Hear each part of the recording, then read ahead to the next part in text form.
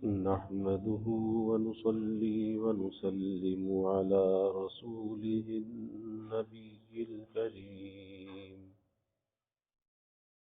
وعلى آله وأصحابه أجمعين.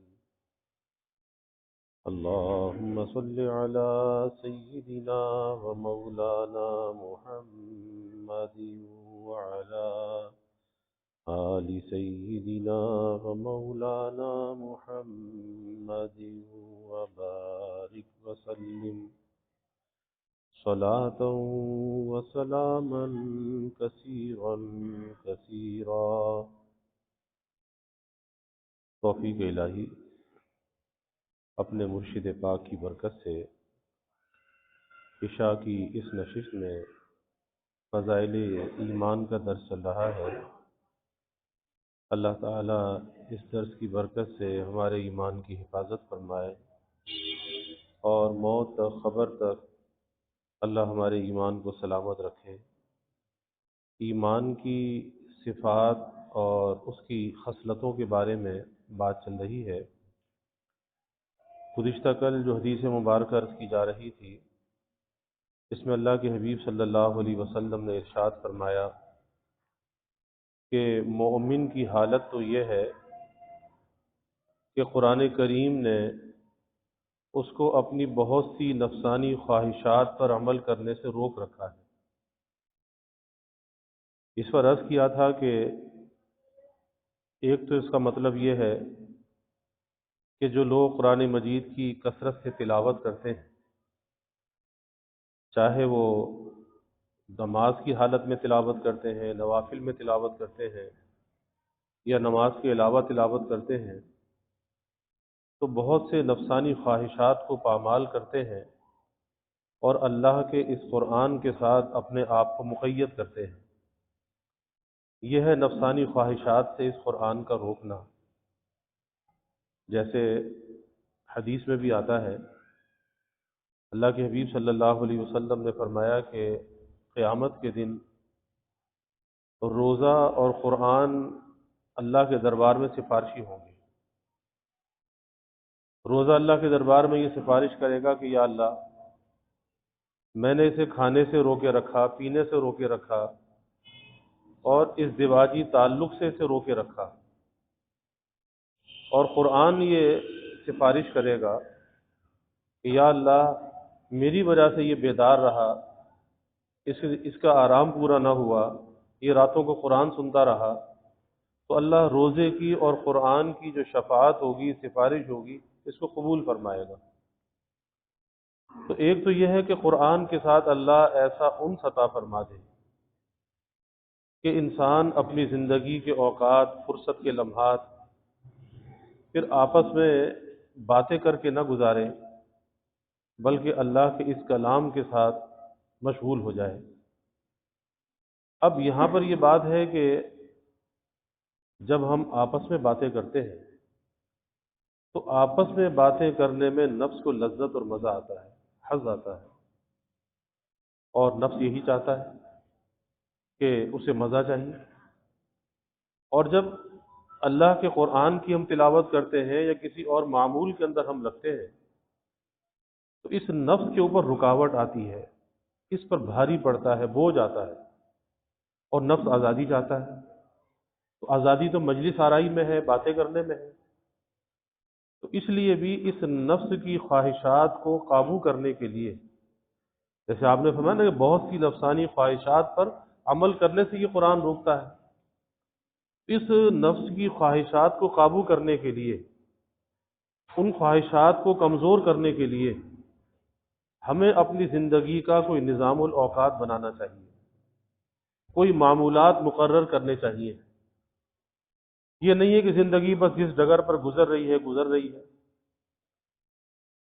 اور بالخصوص وہ لوگ جو دینی خدمات سے وابستہ ہیں، مثلا تعلیم و تعلم سے وابستہ ہیں، دعوت و تبلیغ سے وابستہ ہیں، اصلاح و تزکیہ سے وابستہ ہیں، ان کے لیے خاص طور پر یہ بات زیادہ ضروری ہے کہ ان کا کوئی وقت تنہائی اور خلوت کا ہونا چاہیے اور اس تنہائی اور خلوت میں محاسبہ، مراقبہ اور ذکر اللہ ہونا چاہیے۔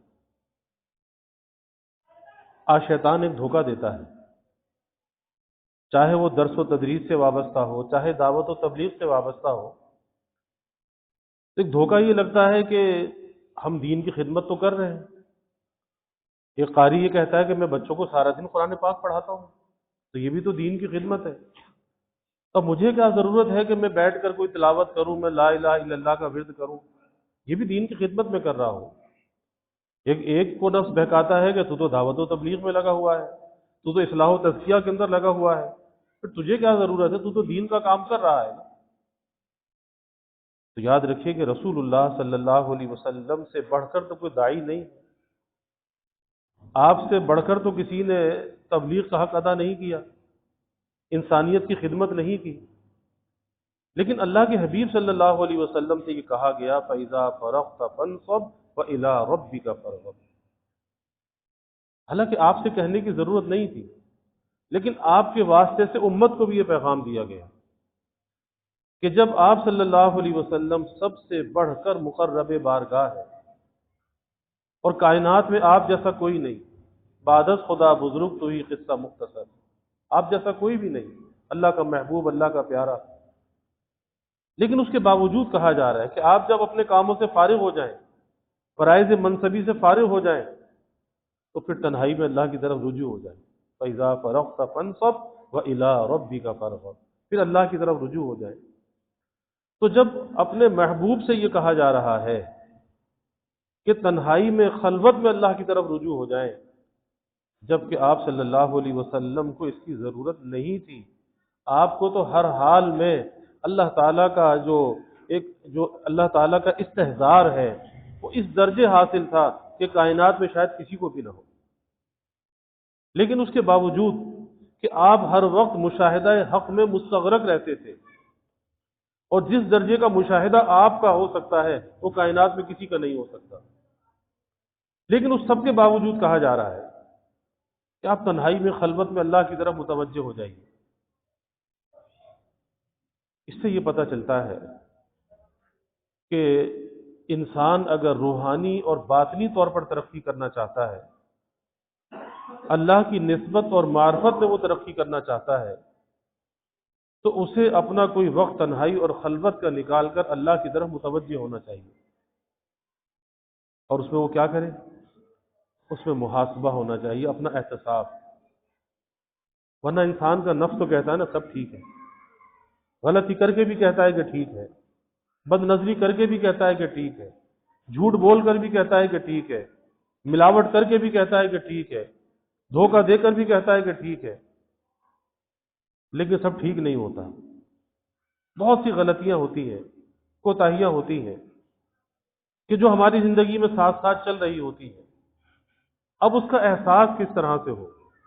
کیونکہ جب تک انسان کو اس کا احساس اور ادراک نہ ہو، اس وقت تک اس بیماری، اس مرض سے نکل نہیں سکتا۔ جالینوس اطباء یونان میں بہت بڑا حکیم گزرا ہے، طبیب گزرا ہے۔ تو جالینوس سے کسی نے کہا کہ سب سے خطرناک مرض کون سا ہے؟ سب سے خطرناک مرض کون سا ہے؟ اب ظاہر ہے کسی سے کہا جائے بھی خطرناک مرض کون سا ہے، کوئی کہے گا جی کینسر ہے، کوئی کہے گا ٹی بی ہے، کوئی ہارٹ اٹیک ہے، کوئی کچھ کہے گا، کوئی کچھ کہے گا۔ لیکن چونکہ وہ طب کا ماہر تھا جالینوس، اس نے کہا کہ سب سے خطرناک مرض وہ ہے جس کا پتہ نہ چلے، اور اگر پتہ چل جائے تو پھر تو علاج ہے، پھر تو انسان فکر کرتا ہے۔ تو ہمارا نفس ہمیں دھوکہ دیتا ہے، کہتا ہے جی سب کچھ تو ٹھیک ہے نا، تو 5 وقت کی تو نماز پڑھتا ہے، بس پھر اور تجھے کیا چاہیے؟ پھر اس کے بعد تو تجھے کچھ اور کرنے کی ضرورت نہیں ہے۔ تو یہ نفس کا دھوکہ ہے۔ اس لیے کہا جاتا ہے کہ تنہائی اور خلوت میں بیٹھ کر اپنا جائزہ لو کہ کہیں ہمارے کاموں کے اندر نفس کی آمیزش تو نہیں ہے، نفس کی ملاوٹ تو نہیں ہے، کیونکہ ہر ایک انسان کو اس کا جو نفس ہے اسی رنگ میں مارتا ہے جس کام کے اندر وہ مشغول ہوتا ہے۔ نمازی کو وہ یہ نہیں کہتا کہ نماز پڑھنا چھوڑ دے، نفس یہ نہیں کہتا نماز چھوڑ دے، وہ نمازی کو تکبر میں، بڑائی میں مبتلا کر دیتا ہے۔ وہ بے نمازی کی حقارت اس کے دل میں لے آتا ہے، اس طرح سے اس کی نماز کو ضائع کرا دیتا ہے۔ اسی طرح سے اور خرابیاں ہیں۔ تو جب تک ان خرابیوں کا ہمیں احساس اور ادراک نہ ہو، اندر سے یہی آواز آتی ہے کہ سب ٹھیک ہے، اور جب اندر سے یہ آواز آئے کہ سب ٹھیک ہے، یہ خود فریبی ہے، انسان دھوکے کا شکار ہے، خود فریبی کے اندر مبتلا ہے، سب ٹھیک نہیں ہے۔ اور کیسے ٹھیک ہو سکتا ہے کہ سیدنا عمر رضی اللہ تعالی عنہ کا کیا درجہ اور مقام ہے، لیکن اپنی حالت پر اطمینان نہیں ہے۔ ہم کہتے ہیں نا سب ٹھیک ہے، اور وہاں کتنے بڑے شخص ہیں کہ لسان نبوت سے جنت کی بشارت مل چکی، یہاں تک خوشخبری مل چکی کہ اگر میرے بعد وحی کا سلسلہ جاری رہتا تو عمر پر وحی آتی، اور جس راستے سے عمر گزر جاتا ہے شیطان وہاں سے نہیں گزرتا۔ لیکن حالت کیا ہے کہ اپنے اوپر نفاق کا اندیشہ ہے، بے چینی، بے کلی، بے اطمینانی، کہ اپنی حالت پر اطمینان نہیں ہے۔ آج ہمیں اپنی حالت پر اطمینان ہے، اور میرے حضرت والد صاحب رحمۃ اللہ علیہ فرمایا کرتے تھے کہ یہ اطمینان نہیں ہے، انجماد ہے۔ انجماد، کوئی چیز منجمد ہو جائے نا تو پھر متحرک چیز تو ترقی کرتی ہے، کچھ فاصلہ طے کرتی ہے، منجمد چیز تو ایک جگہ پڑی رہتی ہے، تو وہ انجماد ہوتا ہے، وہ اطمینان نہیں ہوتا جسے ہم اطمینان سمجھ رہے ہوتے ہیں۔ اور پھر مومن کو اطمینان کیسے ہو سکتا ہے؟ مومن کے اندر تو بے چینی، بے کلی لگی رہتی ہے جب تک کہ خاتمہ ایمان کے ساتھ نہ ہو جائے۔ ہمارے نبی صلی اللہ علیہ وسلم کی زندگی بھی یہی بتاتی ہے، صحابہ کی زندگیاں بھی یہی بتاتی ہیں کہ امیر المومنین سیدنا عمر رضی اللہ تعالی جیسا شخص ہے، لیکن اپنے اوپر نفاق کا اندیشہ ہو رہا ہے۔ حذیفہ بن یمان رضی اللہ عنہ کے پاس جاتے ہیں کہ وہ جو منافقین مدینہ کی فہرست تمہارے پاس ہے، تو کہیں اس میں عمر کا نام تو شامل نہیں ہے۔ کس درجے کے شخص ہیں، لیکن اپنی حالت پر اطمینان نہیں ہے۔ گرمی کی دوپہری ہے اور پانی کا مشکیزہ لیے مدینے والوں کے گھروں پہ پانی بھر رہے ہیں۔ اس نے کہا کہ حضرت گرمی، اتنی مشقت، کیسی وہاں کی گرمی ہوتی ہے؟ جیسے ہمارے اس علاقے کی گرمی ہے ایسی حرمین کی گرمی ہے، اتنی مشقت۔ کہا کہ اپنے نفس کا علاج کر رہا ہوں۔ نفس کا علاج، آج ہم نفس کے علاج سے غافل ہیں کہ آج کچھ غیر ملکی سفراء آئے تھے اور انہوں نے میرے نظام عدل کی، نظام حکومت کی تعریف کی۔ ظاہر عدل فاروقی تو دنیا کے اندر مشہور ہے کہ حضرت عمر رضی اللہ عنہ کے زمانے میں جو عدل تھا، دنیا آج ایسی مثال پیش کرنے سے قاصر ہے۔ تو انہوں نے میرے نظام عدل کی، نظام حکومت کی تعریف کی، تو میں اپنے نفس کا علاج کر رہا ہوں کہ کہیں میرے نفس میں بڑائی نہ آ جائے، بڑائی نہ آ جائے۔ اور آج کیا ہے، ہم تعریف کے خواہاں ہوتے ہیں، ہمارے کان ادھر ادھر لگے ہوتے ہیں کہ کوئی ہماری تعریف کر رہا ہے یا نہیں کر رہا، اور اگر بجائے تعریف کے کوئی مذمت کر دے تو برا لگتا ہے۔ ارے ہماری مذمت کر دی، ہمیں برا کہہ دیا تو برا لگتا ہے۔ ارے بھائی اگر برا کہہ دیا تو کیا ہوا؟ کون سا کوئی آسمان ٹوٹ کے گر پڑا؟ کیوں تعریف کی؟ یہ تکبر کی علامت ہے، بڑائی کی علامت ہے کہ تم اپنی تعریف چاہتے ہو اور مذمت سے تمہیں مذمت بری لگتی ہے۔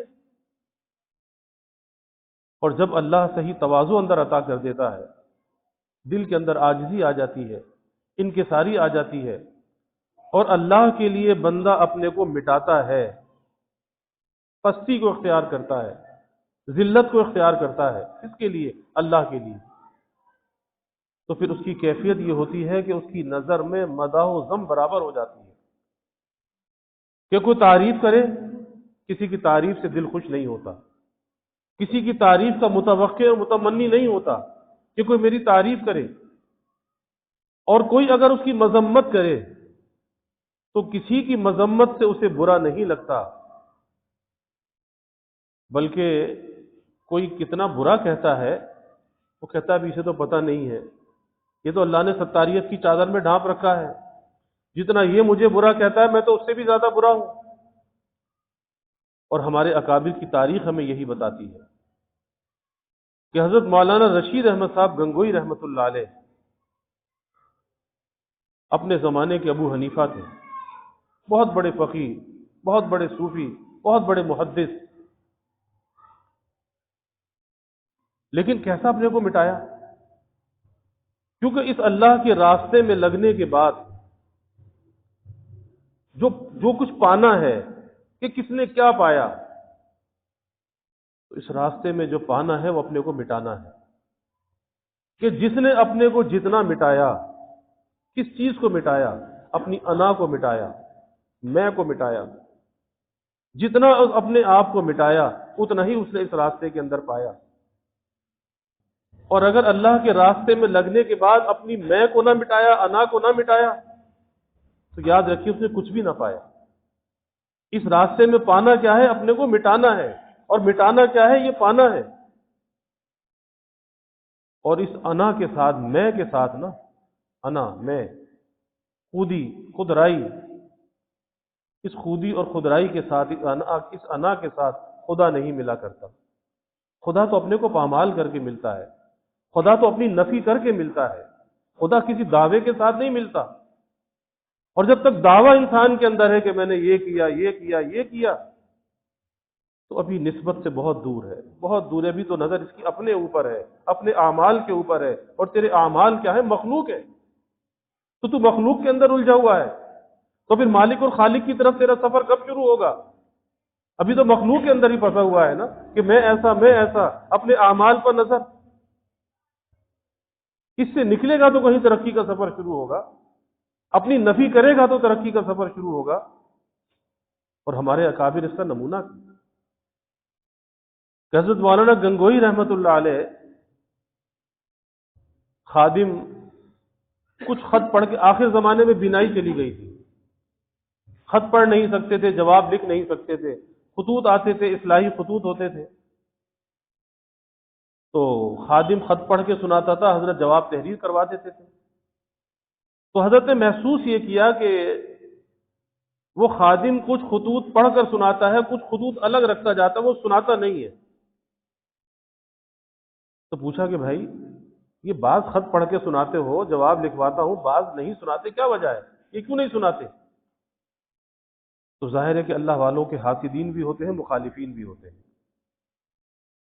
اور حضرت جی مولانا الیاس صاحب رحمۃ اللہ علیہ فرماتے تھے کہ جب اللہ کے راستے میں لگو تو اس مخالفت کا یقین کر کے لگو کہ مخالفت ہوگی، اور گھر سے ہوگی، کیونکہ جب انبیاء کی مخالفت ہوئی، صحابہ کی مخالفت ہوئی، اولیاء کی مخالفت ہوئی، تو ہماری کیوں نہیں ہوگی؟ ہماری بھی ہوگی۔ اور اگر مخالفت نہ ہو تو ڈرنا چاہیے کہ کہیں کوئی منافقت تو نہیں ہمارے اندر، کہ مخالفت کیوں نہیں ہو رہی، کہ ہم اپنے بڑوں کے نقش قدم سے ہٹے ہوئے تو نہیں، کہ جب ہمارے بڑوں کی مخالفت ہوئی تو ہماری کیوں نہیں ہو رہی؟ تو مخالفین حاسدین بھی ہوتے ہیں۔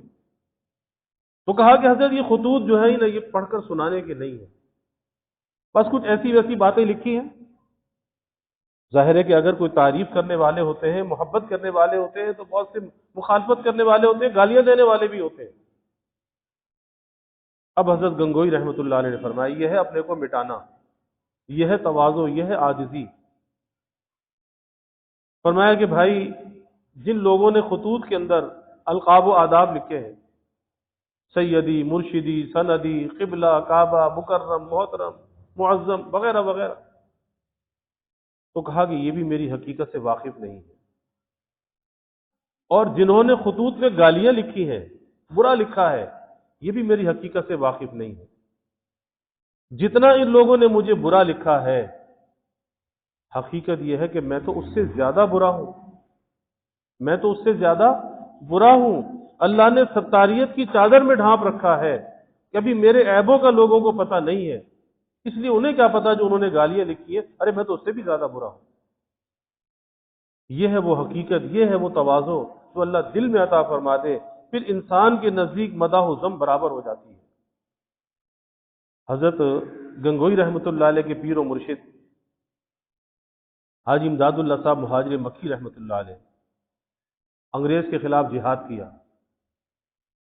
اور پھر جب اس میں ناکامی ہوئی اور مسلمانوں پر کریک ڈاؤن شروع ہو گیا، تو اللہ کی طرف سے الہام ہوا، اشارہ ہوا، ہجرت کر گئے، مکہ مکرمہ چلے گئے۔ تو وہاں سے ایک پیغام بھیجا مولانا رشید احمد صاحب گنگوئی رحمۃ اللہ علیہ کے پاس، اور پیغام یہ بھیجا کہ میاں رشید احمد، بہت مدت ہوئی آپ کی کوئی خیریت نہیں ملی، تو اپنی خیریت سے ذرا مطلع کیجیے۔ حضرت گنگوئی رحمۃ اللہ علیہ نے خط لکھا،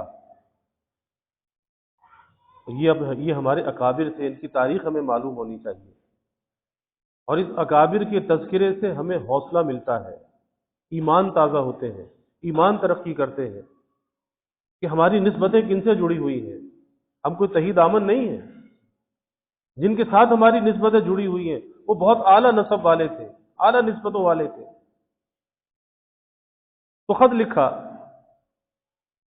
اور لکھا کہ حضرت میرا کوئی حال ہو تو میں بیان کروں، میرا تو کوئی حال ہی نہیں ہے، بس اتنی سی بات ہے کہ امور شریعت امور طبیعت بن گئے، امور شریعت امور طبیعت بن گئے۔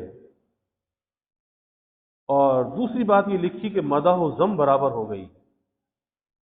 اب جسے معمولی سی بات کہا، یہ بہت بڑی بات ہے کہ جو برسوں کے مجاہدوں کے بعد یہ چیز حاصل ہوتی ہے کہ امور شریعت امور طبیعت بن گئے ہیں۔ اور امور طبیعت کیا ہوتے ہیں؟ امور طبیعت کھانا پینا، سونا جاگنا، لباس پہننا اتارنا، یہ صبح سے شام تک کے کاموں کو انجام دینا، یہ انسان کے امور طبیعت کہلاتے ہیں، اس کی طبیعت کی ضروریات۔ تو گویا کہ شریعت جو ہے وہ طبیعت ثانیہ بن گئی ہے، اور یہ بہت بڑی بات ہے، اسے کہتے ہیں استقامت کا درجہ۔ ان الذین قالوا ربنا اللہ ثم استقاموا، یہ ہے ثم استقاموا، کہ شریعت طبیعت بن گئی۔ اور دوسری فرمایا کہ مدح و ذم برابر ہو گئی۔ آج ہم نے تواضع کا نام تو سنا ہے، لیکن اس کی حقیقت سے ہم واقف نہیں ہیں۔ لیکن یہ حضرات وہ تھے جو اپنے کو مٹا چکے تھے، اس کی حقیقت کو یہ حاصل کر چکے تھے۔ تو کہا کہ مدح و ذم برابر ہو گئی، یعنی کوئی لاکھ تعریف کرے، کسی کی تعریف سے دل خوش نہیں ہوتا، اور کوئی لاکھ مذمت کرے، برائی کرے، گالیاں دے، کسی کی مذمت سے دل رنجیدہ نہیں ہوتا۔ وجہ کیا ہے؟ وجہ یہ ہے، اور یہ سلسلے کی تعلیمات میں سے سب سے اہم تعلیم یہ ہوتی ہے کہ اللہ کی مخلوق میں اپنے کو سب سے کمتر سمجھو، اللہ کی مخلوق میں اپنے کو سب سے کمتر سمجھو، گھٹیا سمجھو، اور دوسروں کو اپنے سے افضل سمجھو کہ دوسرے سب مجھ سے بہتر ہیں اور میں سب سے کمتر ہوں۔ اور جب میں سب سے کمتر، سب سے گھٹیا، پھر کسی سے کوئی شکایت نہیں ہوگی، کسی سے کوئی تکلیف پہنچے گی تو شکوہ پیدا نہیں ہوگا، کسی سے حسد نہیں آئے گا، دل میں کینہ نہیں آئے گا، کسی کی غیبت نہیں کرے گا، کیونکہ میں سب سے کمتر ہوں نا، پھر کسی کی غیبت کیوں کرے گا، کسی کی بات کا برا کیوں مانے گا۔ اور پھر ہمارے اکابر نے ایسا مٹایا۔ حکیم الامت حضرت تھانوی رحمۃ اللہ علیہ اپنے زمانے کے مجدد تھے۔ ایک مرتبہ فرمایا، ماہ رمضان کا مہینہ تھا، اور ماہ رمضان میں حضرت کے بڑے بڑے خلفاء، بڑے بڑے مشاہیر علماء خانقاہ میں وقت لگانے کے لیے جاتے تھے۔ اس وقت فرمایا کہ بھائی میں روزے کی حالت سے ہوں، اور یقین دلانے کے لیے قسم سے بڑھ کر کوئی ذریعہ نہیں ہے۔ روزہ بھی ہے، اور یقین دلانے کے لیے قسم کھا کر یہ بات کہتا ہوں کہ اللہ کی تمامی مخلوق میں اپنے کو سب سے کمتر اور گھٹیا سمجھتا ہوں، یہاں تک کہ فی المعال آئندہ چل کر کفار سے بھی اپنے کو گھٹیا سمجھتا ہوں۔ اگر کوئی کافر ایمان لے آئے وہ بھی مجھ سے بہتر ہے، وہ بھی مجھ سے بہتر ہے۔ اور اللہ والوں کے یہاں یہی سبق پڑھایا جاتا ہے کہ اپنے کو مٹانا ہے۔ علامہ سید سلیمان ندوی رحمۃ اللہ علیہ، ندوۃ العلماء کی ممتاز شخصیت، لکھنؤ سے تعلق، لیکن دل میں فکر ہوئی کہ بھئی اصلاح اور کا اہتمام کرنا چاہیے، کسی اللہ والے کا دامن پکڑنا چاہیے۔ اور ظاہر ہے کہ لکھنؤ اور دیوبند کے درمیان کافی فرق ہے۔ وہاں سے سفر کر کے تھانہ بھون پہنچے۔ حکیم الامت حضرت تھانوی رحمۃ اللہ علیہ سے ملاقات کی، اور پھر جب رخصت ہونے لگے تو کہا کہ حضرت کوئی نصیحت کر دیجیے، نصیحت کر دیجیے۔ حکیم الامت حضرت تھانوی رحمۃ اللہ علیہ فرماتے ہیں کہ میں نے سوچا کہ اتنا بڑا یہ علامہ، کہ اس زمانے کے اندر یہ کیفیت تھی کہ جب ہندوستان سے کوئی سرکاری وفد جاتے تھے، اس وفد کی سربراہی علامہ سید سلیمان ندوی کرتے تھے، کتنے بڑے شخص تھے۔ اور جب باہر مختلف حکومتوں کے میں دوروں پر جاتے تھے تو وہاں پر انہیں گارڈ آف آنر پیش کیا جاتا تھا، کتنے بڑے شخص تھے۔ تو حضرت تھانوی نے فرمایا کہ میں نے دل کے اندر سوچا کہ اتنا بڑا علامہ اپنے زمانے کا، اتنا بڑا شخص، میں اسے کیا نصیحت کروں۔ لیکن وہی بات کہ اللہ اپنے خاص بندوں کے دل میں آنے والوں کے حسب حال کچھ القاء کرتا ہے۔ فرمایا کہ معاً دل کے اندر ایک بات آئی اور برجستہ وہ بات کہہ دی، کہا کہ علامہ صاحب، ہم نے تو اپنے بڑوں سے ایک ہی سبق سیکھا ہے کہ جہاں تک ہو سکے اپنے کو مٹا دینا چاہیے، جہاں تک ہو سکے اپنے کو مٹا دینا چاہیے۔ بس فرمایا کہ یہ کہنا ان کے حسب حال تھا، کیونکہ دل میں القاء ہوا تھا نا۔ بس یہ کہنا تھا کہ علامہ سید سلیمان ندوی رحمۃ اللہ علیہ پر ایک دقت طاری ہو گئی، کیفیت طاری ہو گئی، آنکھوں سے آنسو جاری ہو گئے کہ جہاں تک ہو سکے اپنے کو مٹا دینا چاہیے۔ پھر علامہ سید سلیمان ندوی رحمۃ اللہ علیہ اپنے کو ایسا مٹایا، ایسا مٹایا کہ دیکھ کر کوئی یہ نہیں کہہ سکتا تھا کہ اتنا بڑا یہ شخص ہے۔ پھر ہجرت کی، کراچی کے اندر آئے، کراچی کے اندر قبر ہے، مزار مبارک۔ تو بات یہاں سے چلی تھی کہ ہمیں اپنی زندگی کا کوئی نظام الاوقات بنانا چاہیے، اپنے نفس پر کوئی قید اور پابندی ڈالنی چاہیے۔ اور یہ نفس کی جو بات ہے نا کہ سب ٹھیک ہے، یہ سب ٹھیک نہیں ہے، کچھ خرابی اندر ہے، یہ سمجھنا ہی سب سے بڑی خرابی ہے کہ سب ٹھیک ہے، سب ٹھیک نہیں ہے۔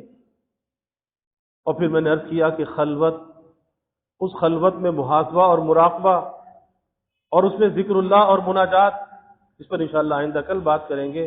لیکن ہمیں اپنے نفس پر قید اور پابندی ضرور ڈالنی چاہیے، اس نفس کے مقاصد اور دھوکوں سے بچنا چاہیے۔ اللہ ہم سب کی حفاظت فرمائے۔ وآخر دعوانا الحمد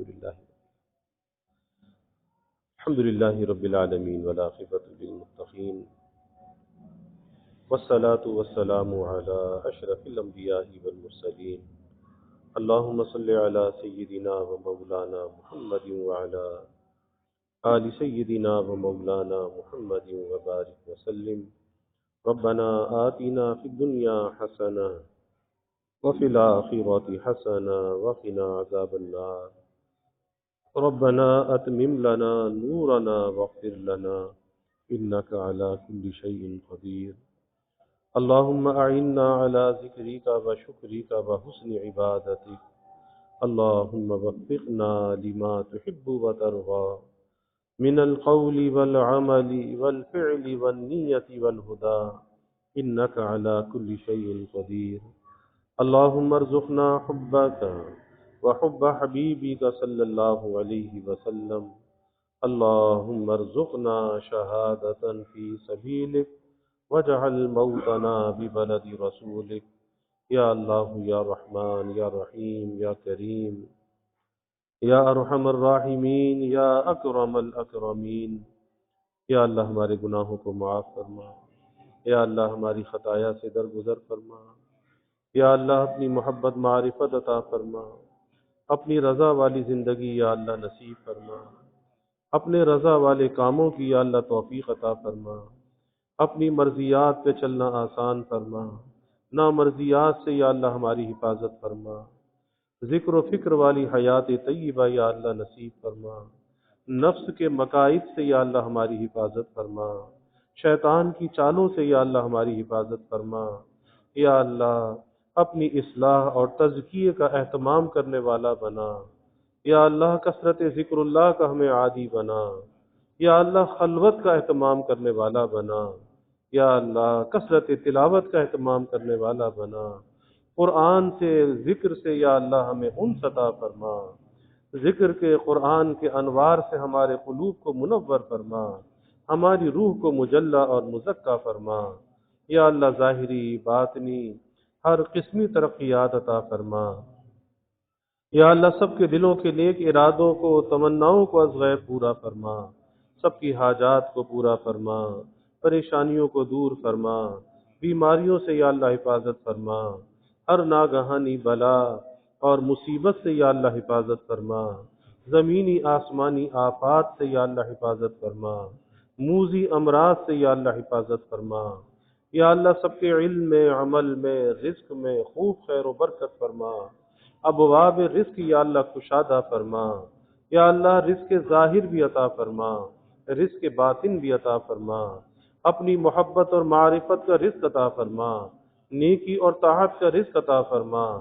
یا اللہ کثرت ذکر کا ہمیں رزق عطا فرما۔ یا اللہ رزق حلال عطا فرما، آسان عطا فرما، برکت والا عطا فرما۔ یا اللہ کبھی کسی کو مخلوق کا محتاج نہ بنا، اولاد کا محتاج نہ بنا، فساق فجار کا دستے نگر نہ بنا۔ یا اللہ ہمیشہ اپنے در کا سائل اور بھکاری بنا، اپنے در کا منگتا اور سوالی بنا، اپنے غیر سے یا اللہ ہماری امیدوں کو قطع فرما، اپنی ذات عالی کا یقین ہمارے دلوں میں پیدا فرما۔ یا اللہ ہر امید کو تیری ذات سے وابستہ کرنے والا بنا۔ یا اللہ ایمان کی ترقی، اعضاء کی سلامتی عطا فرما، ہر محتاجی معذوری سے یا اللہ ہماری حفاظت فرما۔ یا اللہ ہمارے ملک پر اپنی رحمتوں کا نزول فرما، اس ملک کو امن کا، سلامتی کا گہوارہ بنا۔ یا اللہ ہر قسم کے انتشار سے، افتراق سے اس ملک کی حفاظت فرما۔ یا اللہ ہر قسم کی دہشت گردیوں سے، فرقہ واریت سے، مذہبی منافرت سے اس ملک کی حفاظت فرما۔ یا اللہ جو اس ملک میں دہشت گردی پھیلانا چاہے، یا اللہ لوگوں کو ناحق قتل و غارت گیری کرنا چاہے، اے اللہ جو اس ملک میں انتشار اور افتراق پھیلانا چاہے، اے اللہ تو اسے تباہ و برباد فرما، اسے نشان عبرت بنا، کیفر کردار تک پہنچا، ایسوں کے وجود سے اس ملک کو پاک فرما، اسے امن اور سلامتی کا گہوارہ بنا، ہر قسم کے شرور سے یا اللہ اس کی حفاظت فرما۔ یا اللہ مہنگائی کے، گرانی کے عذاب سے نجات عطا فرما۔ یا اللہ سب کے گزر بسر کو آسان فرما، سب کی ضروریات کی از غیب کفالت فرما، سب کے سفید پوشی کے بھرم کو قائم فرما، کسی کو مخلوق کے آگے رسوا نہ فرما، مخلوق کے آگے سوال کی ذلت سے بچا۔ یا اللہ عزت آبرو والی زندگی عطا فرما، عفو و درگزر کا یا اللہ معاملہ فرما۔